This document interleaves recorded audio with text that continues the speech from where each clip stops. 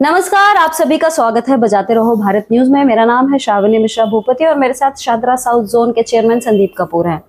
मैं आपको बता दूं कि अभी डीवीसी कर्मचारियों का मुद्दा जो है अभी खत्म नहीं हुआ है, क्योंकि कुछ दिन पहले ही उनसे हमारी मुलाकात हुई थी। उन्होंने तमाम तरह की वो बातें करी जो पहले भी उस मुद्दे को उठाया जा चुका है, और इस मुद्दे को कोई और नहीं बल्कि खुद संदीप कपूर ने भी कहा था कि इस तरह के कंडीशंस लगा दिए गए थे जिसकी वजह से ये परेशानी जो है और ज्यादा बढ़ गई है। तो इसी के ऊपर आज हम बात करते हैं, क्योंकि इस सिचुएशन में एक और नया कुछ ट्विस्ट आया है, तो उसके ऊपर भी बात करेंगे। संदीप जी, आपका बहुत बहुत स्वागत।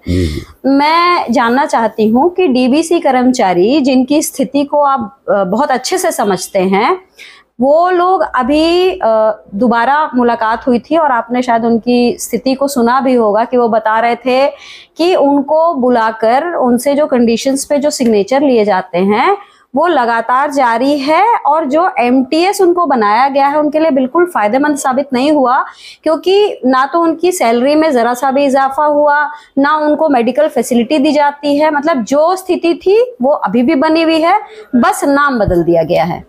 देखिए, जब ये आम आदमी पार्टी ने घोषणा की थी कि इनको हम जो है एमटीएस बना रहे हैं, तो मैंने उसी समय जब इनकी कंडीशन सारी स्टडी की थी तो मैंने इन्हें बताया था कि ये आपके साथ आम आदमी पार्टी एक बड़ा धोखा करने जा रही है।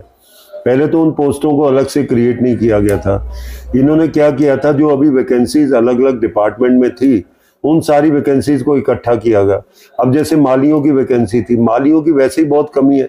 आने वाले समय में अगर फंड की अवेलेबिलिटी होती है तो उन सबको रिक्रूट करना था, लेकिन 1500 मालियों की पोस्ट जड़ से खत्म करके एमटीएस हेल्थ कर दिया गया। ऐसी जो वर्क्स डिपार्टमेंट है, इंजीनियरिंग डिपार्टमेंट है, वहां से जो बेलदार और 4th क्लास के कर्मचारी थी उनकी पोस्टें खत्म करके एमटीएस हेल्थ कर दिया गया। तो एक कृत्रिम जो ये आडंबर रच के एमटीएस हेल्थ की पोस्ट क्रिएट करके इन सबको उसमें डाल दिया गया।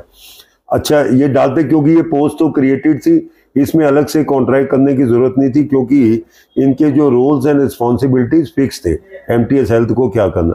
लेकिन धोखे से इन सभी कर्मचारियों के साथ एक कॉन्ट्रैक्ट साइन किया गया। उसमें बहुत क्लियर लिखा गया, आप अगर एमटीएस हेल्थ में ट्रांसफर होते हैं तो आपको आने वाले समय में पक्का होने की कोई डिमांड आप नहीं करोगे। आप पूरी जिंदगी ऐसे टेम्परेरी और कॉन्ट्रेक्चुअल एम्प्लॉइज ही रहोगे। आप ना डिमांड कर सकते हो, ना आप धरना प्रदर्शन कर सकते हो, ना कोई मीटिंग कर सकते हो। तो एक तरीके से उनके हाथ बांधकर एमटीएस हेल्थ का एक टीका उनके सिर पे लगा दिया गया, लेकिन मिला कुछ नहीं। पहले कम से कम वो डिमांड करते थे, बात करते थे, अपनी मांगों को रखते थे, लेकिन आज उनके हाथ पैर बांध दिए गए हैं, मुंह बंद कर दिया गया। अब वो कुछ डिमांड करते हैं तो उन पे जो है डिसिप्लिनरी एक्शन की बात हो रही है। तो इन सारी व्यवस्थाओं को चेंज करने की जरूरत है, लेकिन जब तक आम आदमी पार्टी की सरकार रहेगी, क्योंकि उन्होंने खुद ही ऐसा षड्यंत्र करके इन सभी कर्मचारियों को धोखा दिया, तो जब तक ये रहेगी तो मुझे नहीं लगता कि इसमें ज्यादा परिवर्तन आने वाला है। लेकिन आने वाले समय में इन सभी बातों को हम तो लगातार उठा ही रहे हैं, बातचीत भी कर रहे हैं, उनसे समझ भी रहे हैं कि कैसे इसे दूर किया जाएगा, अधिकारियों से भी बात कर रहे हैं। तो आने वाले समय में कोई ना कोई इसका रास्ता निकालेंगे।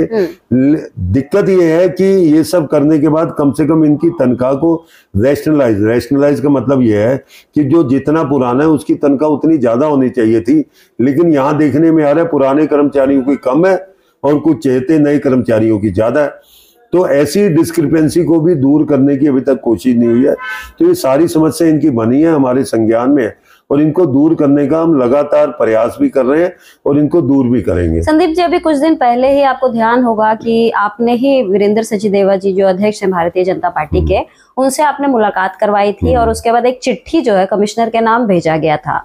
उस चिट्ठी के बिना पर ये लोग पहुंचे भी थे कमिश्नर साहब के पास, लेकिन कमिश्नर साहब का कहना था कि फंड ही नहीं है, क्योंकि अगर किसी की सैलरी ज्यादा करके दी जाती है तो पैसा तो चाहिए, फंड तो चाहिए, लेकिन फंड की कमी कहीं ना कहीं दिखाई गई। तो अब ये स्थिति जो है, ये तो ऐसी चीज है जिसके ऊपर तो काबू पाया तभी जा सकता है जब इनको फंड मिले।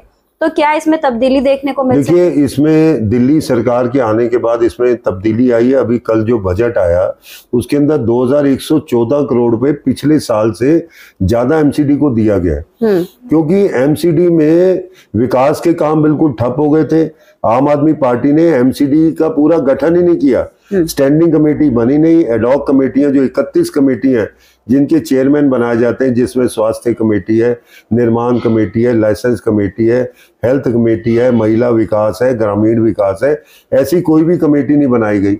अधिकारियों पे लगाम नहीं लग पा रही है और निगम पार्षद जो चुनकर आए हैं उन्हें समझ नहीं आ रहा कि काम कैसे करवाया जाए। और इसी का परिणाम है कि बहुत सारे आम आदमी पार्टी के निगम पार्षद जो जनता के प्रेशर में आज विकास के लिए भारतीय जनता पार्टी ज्वाइन कर रहे हैं। और आने वाले समय में मुझे लगता है इस सारी स्थिति में परिवर्तन आएगा। जो 2114 करोड़ रुपए एडिशनल एमसीडी को इस साल मिलने वाले, उससे ऐसे रुके हुए बहुत सारे कामों को गति मिलेगी और निगम पहले से ज्यादा अच्छे ढंग से काम करेगा। चलिए, तो उम्मीद करते हैं कि जो बजट आया है उससे ये जो परेशानी है वो दूर हो और एक बार भारतीय जनता पार्टी के मेयर साहब बैठ जाएं, उसके बाद इस सवाल को और मजबूती से हम उठा पाएंगे। फिलहाल मुझे और संदीप जी को दीजिए इजाजत। नमस्कार।